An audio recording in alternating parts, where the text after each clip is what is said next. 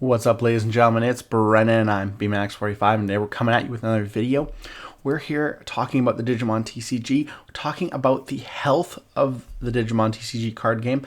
We want to talk about what's going on in the format, how the game feels now. I know a lot of people have been doing videos like, hey, it's the best time to get into Digimon. This is the best time to get into Digimon. And I'm not really kind of do that video, but this kind of speaks to that same kind of thing, is the health of the game and just, the variety of certain things that are in the game. And we're going to look at, all sorts of different things, kind of going from last format, from BT20 to BT21. I know we had BT19 was also part of last format because it was 2.5, 2.0, but I really did not feel that BT19 really moved the needle on a lot of things. It kind of got overshadowed by BT18 to begin with Purple Hybrid, and then it got overshadowed by a lot of the stuff in BT20 and EX8. So just really didn't move the needle as much. There were some really important cards for certain decks, but didn't really move the needle as much as it could have.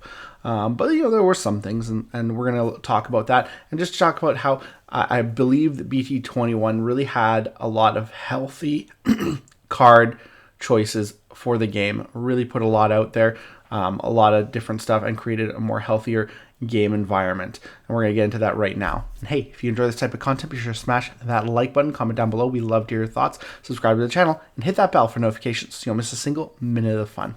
And we love this game, and so it getting healthier is better, because then potentially we will have new players wanting to get into the game, which is really, really great.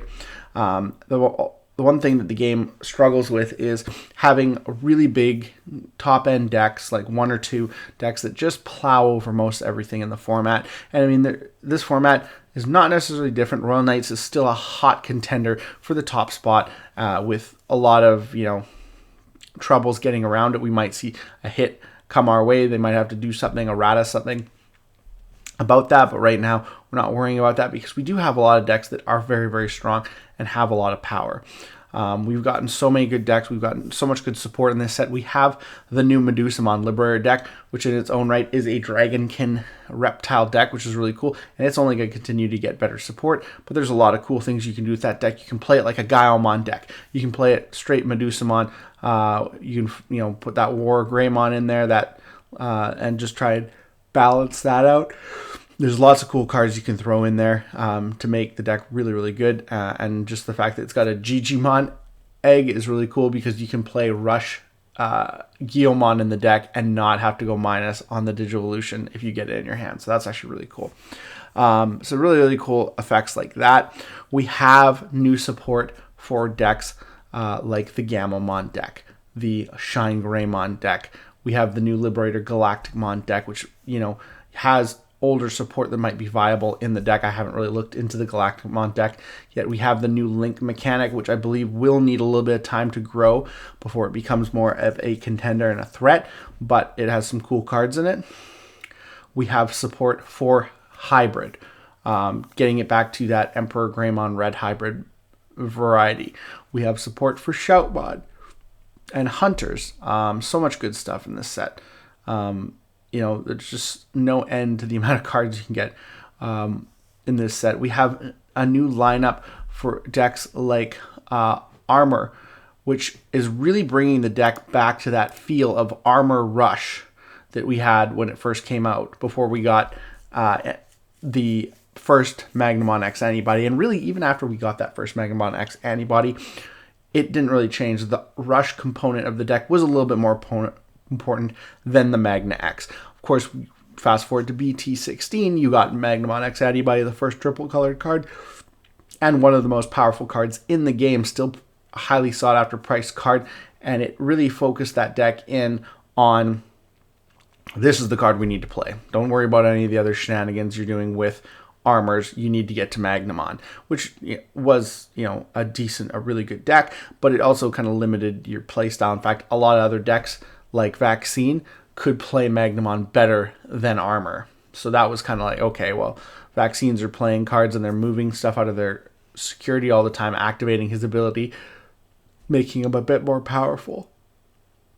So getting new cards, getting a new Lydramon, a really good Lydramon, and a new Magnamon that's pretty good too. And this and the funny thing is now we don't play that BT13 Magnamon that doesn't have Armor Purge because this guy's better. And he's got the same unsuspend ability. We also play the promo Flame Dramon, which is a hard card to get at, but you could play the new Flame Dramon in its place. It's not going to be as good, but it still has the Armor Purge keyword. So I definitely think the new Shine Gray stuff as well has a lot of synergy and a lot of good stuff. You know, you have Warp mechanic, you have a easy, you know, free Digivolution mechanic that kind of goes off there. The new Examon stuff is amazing. It really does a lot for the deck. Just this one card right here, Dracomon X-Antibody, it's a ton for the deck. Again, the promo Dracomon is really adding to this as well, but that card hasn't, I don't think it's exploded as much as, you know, Flame Dramon and things like Shadramon, stuff like that. So we got a lot of good cards, and you know, just last set we got a whole new Examon lineup, making it easier to get into the game because you got 2 fresh sets. A lot of your cards are going to be coming out of those sets, and then you only need a handful of cards from older sets. So definitely, like, you think, like, we got cards for blue, we got cards for red, we got cards for green, you know, yellow, you know, and then, like I said, you got the new Galacticmon deck, just a ton of stuff. And you have the Adventure deck too. The Adventure deck's really interesting, taking components from this set and the new starter decks to create a really cool thematic deck. Again, not sure how good it's going to be, but I mean, I think it has a lot of potential. Alliance is such a great keyword, and you know, we have to wait until we get a nice in the next regionals so that we can look in and see, okay, do a meta deck discussion like we usually do on the channel here, and just kind of see where things are going. You got cool new variants of Guillaumon. We're trying to get towards the purple, the Megidramon, the Chaos Gallantmon, which is really great. We already have so much good Guillaumon support, and the deck as with Gallantmon X-Antibody was amazing. So it's kind of like, how are you guys going to make this even more amazing? Which I think it's going to take a little while, but it's definitely a step in the right direction. The new Hunter support is really cool. Hunters is a really cool cross variant, and definitely think that it deserves some love. It did top for a long time, and then it just kind of fell right off the map. So really, a lot of decks are, you know, being viable again in this new format. And you still have decks from last format. You have decks like Leviamon that'll always be viable, like Royal Knights, like Blue-Green Imperial, and Purple-Red Virus Imperial, both which are still very viable. And then you're getting boosts to things like Magnamon. You're probably still seeing 3 Great Angels because it's just such a great mechanic with the security control. And there's so many decks right now that have a decent chance of doing well in the meta. And that's what's really good about this format. That's why I say that the game is really healthy.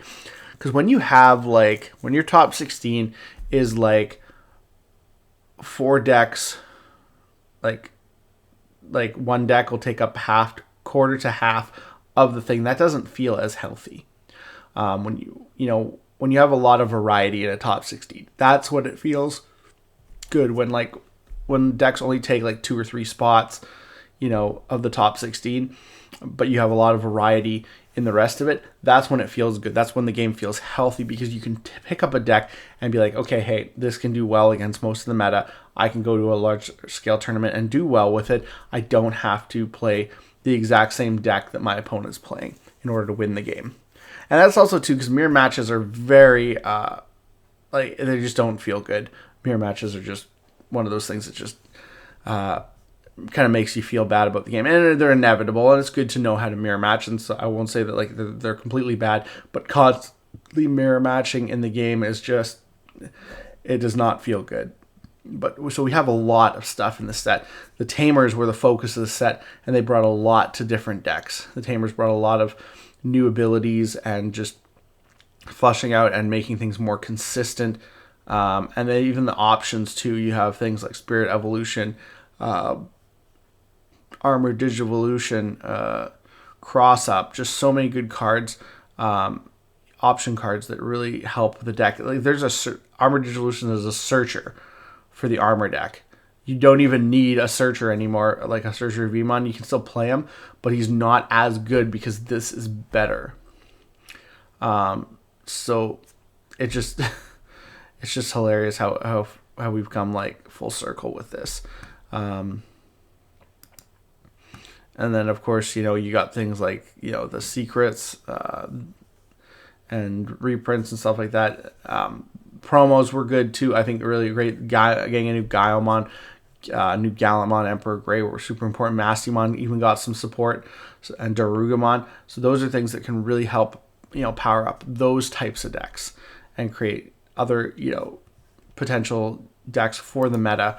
So I definitely think that is how, they've really kind of thought beyond just like making a new powerful deck or just like putting all their eggs in one basket, and created kind of a widespread set that really does, redefine a lot of different cards, a lot of different decks, how they're played and how they can be competitive into this format, with cards like Royal Knights out there. So, there's a lot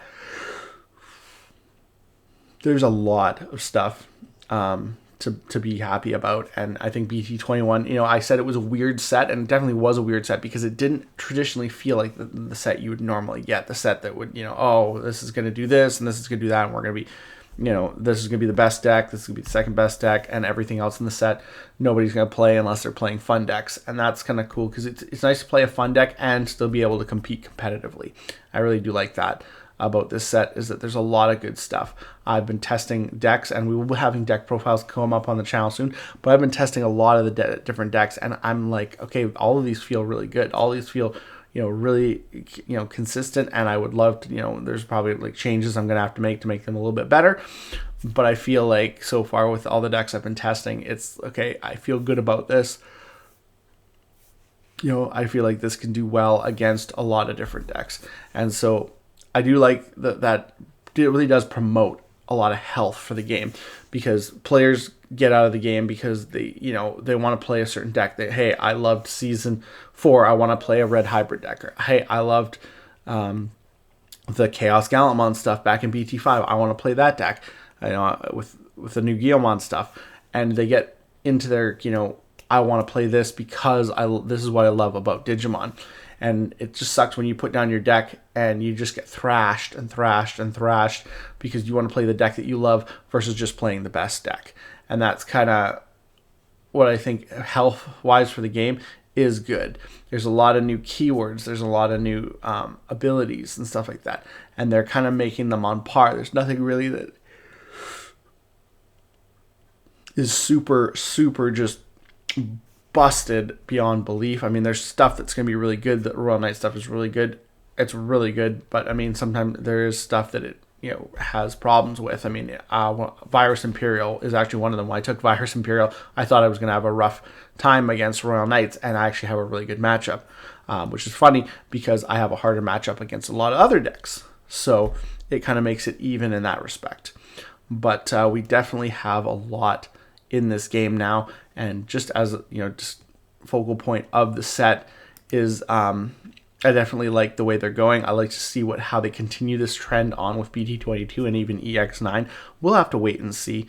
It's going to be an interesting summer to see where things go from here. I can't wait to do a meta deck discussion with you guys, because I want to see if some of these decks start popping up in regionals, or if we're still going to have like 4 Royal Knights per thing. So I'm hoping that we have a new trend coming out from here. But tell me what you guys think about the health of the game. Do you feel like this set made the game a lot healthier? I feel like it did. I feel like it kind of leveled the playing field, because it just didn't make like one deck super OP. It kind of spread the love over a bunch of different decks, and even created new play styles for older decks that might actually be better than the way they were played before. But let me know what your guys' thoughts are down below in the comments. Do you feel like the game is healthier? Do you feel like this set is part of the reason that is? And do you want to see more sets like this, or do you want to go back to the way things were? I definitely think prize support could be better. I was not really incredibly happy about all these cool signed cards being low pull rates. I knew they were going to be, but they're such nice arts. And honestly, I would have loved a box topper pack, or even something like, you know, you get a bunch of these in your boxes, kind of like when they did the promos. They put those like the like War Greymon and all the like Adventure Season 1 guys, their mega forms, they put them as promo cards in the set, and they took out some rare spots. That would have been great. I'm not super stoked on the number of low pull rates every set. I just feel like it's just a money grab, and when it's like, okay, I'd like to have some cool cards in my some cool alternates in my collection and not have to pay a huge markup for them. So I do think that that's something I wish they would get away with. You know, the SPs are fine. And then you have your like English exclusives for like the secrets a lot of the time. But I kind of wish they would get away from these signed low pull rates. They're not that great in my opinion. They're just a little bit annoying. But tell me what your guys' thoughts about all of this are. You know, as always, we try to have these discussions to talk about what we love about Digimon, and I completely love this game. It's super good, and I'm going to continue playing it, and I'm hopefully it will continue to pump out sets like this that allow you to play a wide variety of decks, get a feel for what the best deck is for your play style, not just the best deck, but for your play style, so that you can have fun at the same time as, you know, you can have fun, you can be competitive, you can play what you love, and that's really honestly a good indicator of a healthy card game. Looks like that's all the time we have for this video. Thank you very much for tuning in. We hope to see you in the next video, and as always, have a wonderful day. And that's all for now, folks.